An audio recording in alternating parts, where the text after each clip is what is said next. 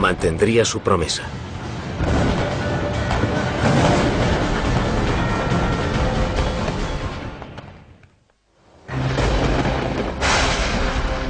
Primavera de 1718.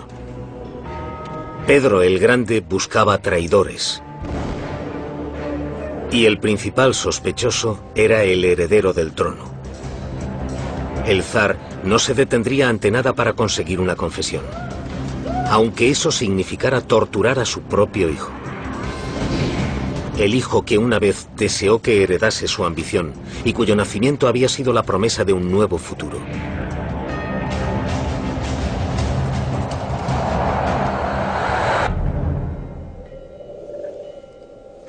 ...19 de febrero de 1690.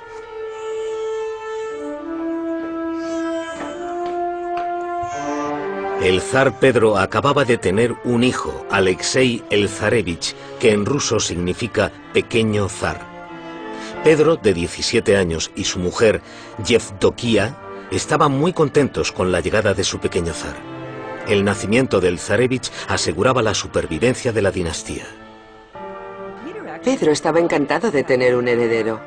Eso era lo que se esperaba de él. Por eso había cumplido con su deber con Yevdokia. Sin embargo, las cosas se torcieron muy pronto. El matrimonio se había concertado según la vieja tradición moscovita. Pero Pedro no tenía tiempo para traiciones. Tras apenas un año, el matrimonio era un asunto de desamor. Fue un matrimonio concertado. No lo había decidido él, y cualquier cosa que no hubiera decidido él, de algún modo le parecía una farsa. Fue una unión desgraciada, porque Pedro despreciaba el modo de vida moscovita. Odiaba el Kremlin, y su nueva mujer era un producto de él. El joven zar ya había encontrado el amor de su vida. No era una mujer, sino una obsesión por los barcos y el arte de la navegación. Los rusos siempre habían vivido junto al agua, pero en los ríos, no en el mar. El tiempo que Pedro había pasado en el barrio de los extranjeros le había llenado la cabeza de sueños de conquistas, y ningún barco en un río podía competir con la gloria de la navegación en el océano. Los buques de vela eran las naves espaciales de su época, la cumbre de la alta tecnología. Pedro se dio cuenta muy pronto y, como muchos adolescentes, soñaba con construirlos y navegar en ellos. Eso era lo que quería hacer, construir buques que navegasen por el océano. Las potencias occidentales con sus flotas habían conseguido fortunas y habían dominado la tierra. El imperio de Pedro se extendía a lo largo de casi 6.500 kilómetros, pero al norte limitaba con el helado ártico y no había ni un solo puerto ruso que se abriera a aguas europeas. Al oeste y al sur, Rusia no tenía salida al mar y estaba apartada de las rutas comerciales. Pedro quería un puerto y aquellos enormes buques que traían consigo riqueza y poder. Esta tecnología en particular, esta capacidad de ir literalmente a mundos nuevos, o al menos así lo concebía Pedro, solo la tenían las personas que navegaban por el océano. Rusia no tenía barcos así, y Pedro los quería.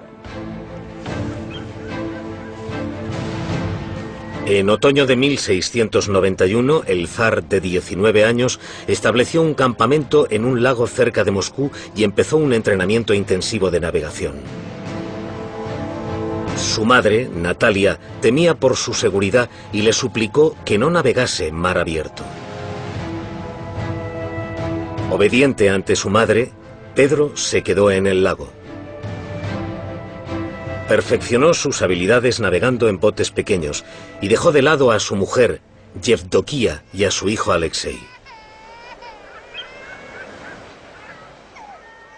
Alexei se quedó con Yevdokia.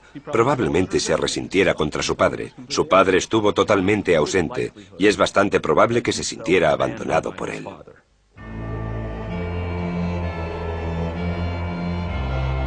Pedro regresó finalmente al Kremlin cuando su madre enfermó. En su lecho de muerte, el patriarca, el cura más importante de la Iglesia ortodoxa, pidió cuentas al zar. El patriarca se enfrentó a Pedro por haber abandonado la tradición del Kremlin. A ojos del cura, incluso la ropa occidental de Pedro traía la desgracia a la posición del zar. Pedro replicó que el trabajo del patriarca era la Iglesia, no el negocio de los sastres.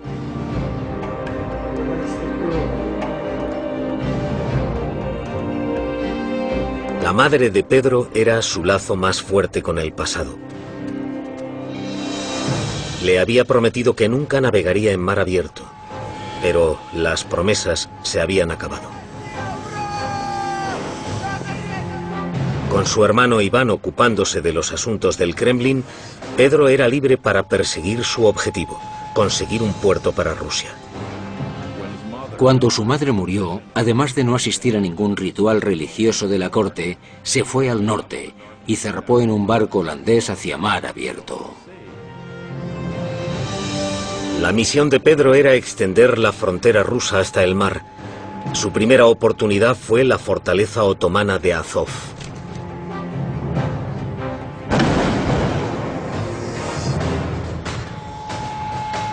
Un puerto allí abriría el paso de Rusia hasta el Mediterráneo, hacia las riquezas de Europa.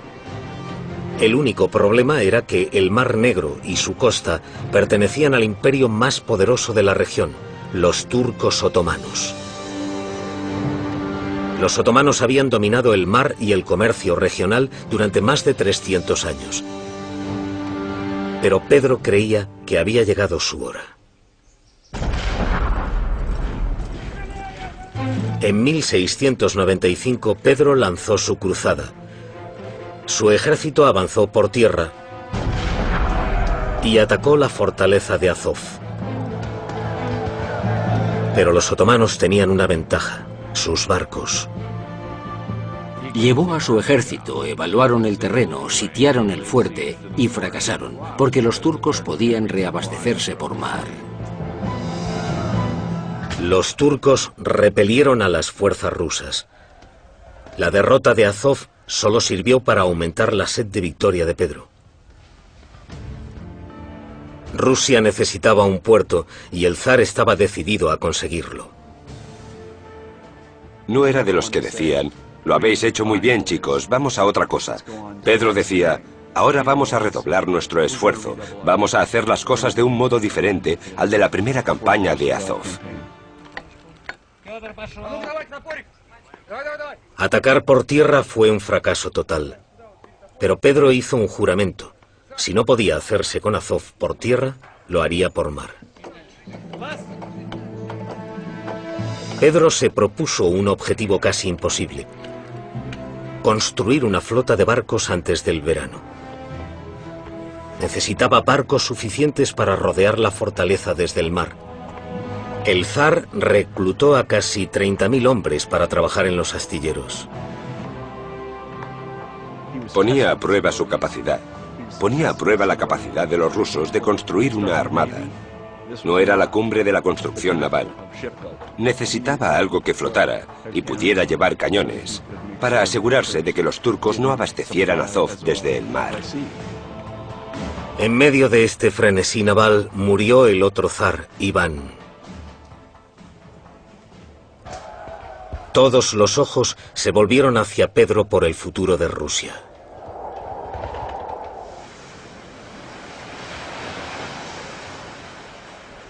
Primavera de 1696. En apenas 5 meses, Pedro había construido una flota para la batalla. El propio zar dirigió a su armada harapienta mientras bajaba por el río ruso Don hacia el mar de Azov. La flota de Pedro formó una barricada alrededor de Azov y mantuvo separado al fuerte turco de su armada. Su arquero lanzó un ultimátum a la ciudadela costera turca. Una flecha con un simple mensaje: rendíos o seréis derrotados. Cuando los turcos se negaron, Pedro ordenó a sus galeras que abrieran fuego. Lo único que separaba a Pedro de Europa eran las fuerzas otomanas de Azov. Le habían vencido antes y esta vez luchaban en su terreno, el mar.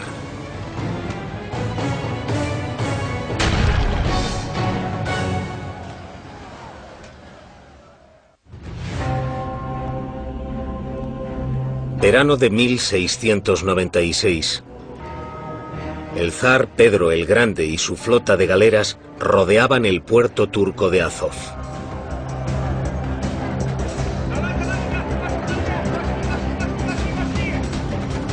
Pedro dio un ultimátum a los turcos. Debían rendirse o morir. Los turcos se negaron a rendirse. Pedro se colocó en primera línea y abrió fuego. Durante un mes y medio, las fuerzas de Pedro bombardearon el fuerte. Su flota bloqueó los barcos otomanos para que no pudieran abastecer a sus tropas. Finalmente, los turcos entregaron Azov. En su primera batalla naval, Pedro venció a la superpotencia regional y reclamó un puerto marítimo. Fue un momento muy significativo para él psicológicamente. Ya no eran juegos al norte de Moscú en un pueblo. Realmente consiguió enfrentarse a una potencia mundial con sus barcos en una batalla que al final ganó. Pero la victoria de Pedro fue fugaz. Podía haber ganado un puerto, pero aún estaba lejos de hacerse con el acceso a Europa. El problema de Azov es que fue una victoria incompleta. Sí, ganó un puerto, sí, consiguió acceder al Mar Negro, pero no podía salir al Mediterráneo porque el Imperio Otomano no tenía ningún interés en dejarle hacer y era demasiado poderoso.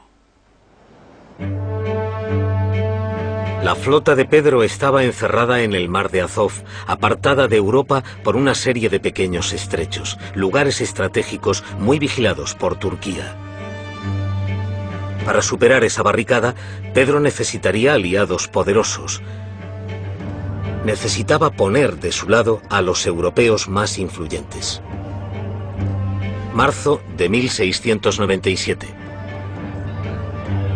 Pedro anunció su intención de realizar una gira europea.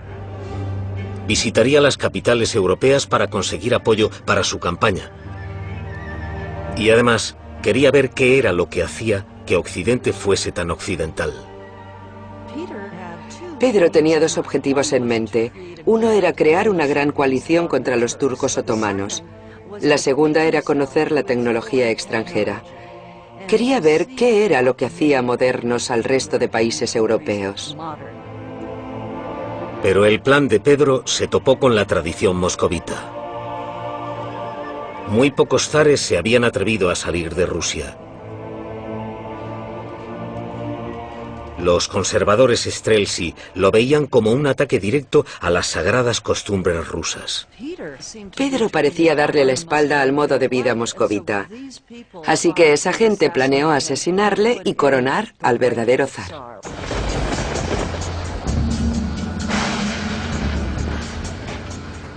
Pedro silenció a sus críticos con una mortal muestra de fuerza. Cortó en pedazos a un comandante de los Streltsy y colgó su cuerpo destrozado en la Plaza Roja de Moscú.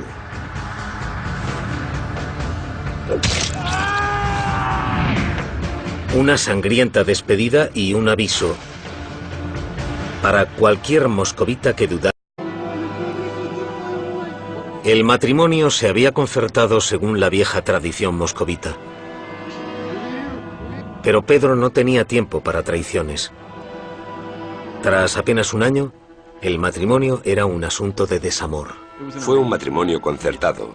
No lo había decidido él, y cualquier cosa que no hubiera decidido él, de algún modo le parecía una farsa. Fue una unión desgraciada, porque Pedro despreciaba el modo de vida moscovita. Tener un hijo, Alexei el Zarevich, que en ruso significa pequeño zar. Pedro, de 17 años, y su mujer, Yevdokia, estaban muy contentos con la llegada de su pequeño zar. El nacimiento del zarevich aseguraba la supervivencia de la dinastía. Pedro estaba encantado de tener un heredero. Eso era lo que se esperaba de él. Por eso había cumplido con su deber con Yevdokia. Sin embargo, las cosas se torcieron muy pronto. Mantendría su promesa.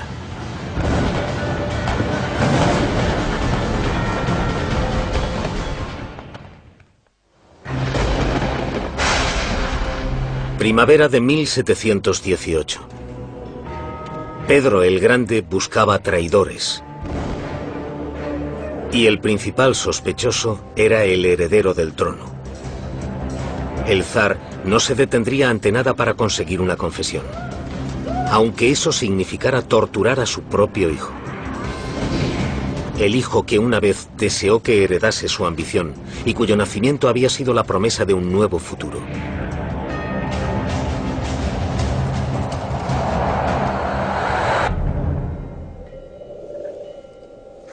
...19 de febrero de 1690...